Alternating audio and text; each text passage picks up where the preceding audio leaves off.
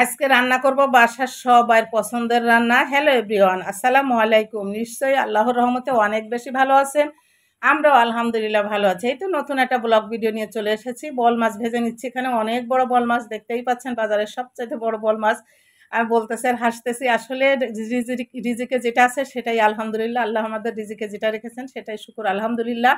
যাই হোক, মাছগুলোকে হলুদ, লবণ, মরিচের গুঁড়া দিয়ে বেশ কিছুক্ষণ, মানে প্রায় ঘন্টাখানিক মেখে রেখেছিলাম। এরপরে যে ভেজে তুলে নিলাম। আর এখানে আমি একটু চিচিঙ্গা ভাজি করব। চিচিঙ্গাটা আমি আগেই সিদ্ধ করে নিচ্ছিলাম, আর একটা হাঁসের ডিম দিয়ে ভাজি করলাম। যেহেতু আপনাদের ভাইয়া খাবে মুরগির ডিম, সে খায় না, এর জন্য হাঁসের ডিম দিলাম। আর এই চিচিঙ্গা ভাজিটা ডিম দিয়ে আমার বাসায় সবাই অনেক বেশি পছন্দ করে। আর আমার কাছে তো অনেক ভালো লাগে, আমি এক বাটি খেয়ে ফেলতে পারি। যদি সাথে একটা রুটি হয়, রুটি দিয়ে অনেক খাওয়া যায়, কিন্তু ভাতের সাথে আসলে সবজিটা অত খেতে খাওয়া যায় না। আর এই চিচিঙ্গাটা একদিন চিংড়ি মাছ দিয়ে ভাজি করছিলাম, বাসায় তেমন কেউ পছন্দ করেনি। কতটা লোভনীয় হয়েছে দেখেন ডিম দিয়ে ভাজি করার কারণে। আর এখানে হচ্ছে আমি মুচা ভাজি করবো। আমার আঞ্চলিক ভাষায় তো এটাকে আমরা মুচাই বলি, জানি না কোন অঞ্চলে কি বলেন এটাকে। কলার ফুল যেটা আর কি, কলার ফুলকে আমরা মুচা বলি। এই মুচাটা এখন ভাজি করব চিংড়ি মাছ দিয়ে। এটা খেতে কিন্তু অনেক ভালো লাগে গরম ভাতের সাথে। এটা আগেই আমি ভাত দিয়ে সিদ্ধ করা ছিল আর কি, ফ্রিজে, ডিপ ফ্রিজে ছিল সিদ্ধ করা। তাই এখন চিংড়ি মাছ দিয়ে ভেজে নিলাম। এটাও খেতে কিন্তু অনেক মজা হয়েছে। এটা আমার বাসার সবার অনেক বেশি পছন্দের একটা খাবার। এরপর আলু বেগুন দিয়ে যে বল মাছটা রান্না করব, একদম আঠা আঠা ঝোল করে, তা আলু বেগুনটা একটু কষাই নিছি। আর পেঁয়াজ বাটা দিয়ে মশলাটা কষাইলে না তরকারিটা একদম ঘন হয়। দেখেন, দেখেই বোঝা যাচ্ছে তরকারিটা কত সুন্দর হয়েছে। সবসময় চেষ্টা করে একটু পেঁয়াজ বাটা দিয়ে তরকারিটা করার জন্য, এতে করে তরকারির ঘন হয়, খেতেও ভালো লাগে তরকারিটা।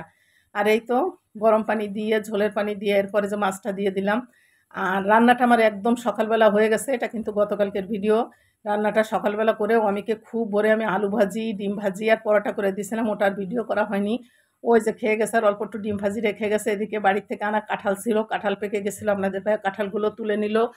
আর অফ ক্যামেরা আমি হচ্ছে পরোটা তৈরি করে নিচ্ছি।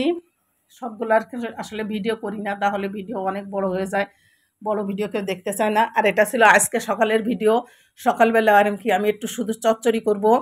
এখানে হচ্ছে একটু সামান্য বেগুন নিছি, সামান্য একটু আলু নিছি, আর বেশি করে করল্লা নিছি, হাতে মেখে পেঁয়াজ মরিচ একটু দুই তেলের সমন্বয় আর একটু জিরা রসুন বাটা। আমি তো সবসময় হাতে মেখে মাছ চচ্চড়ি করলে একটু জিরা রসুন বাটা দেই।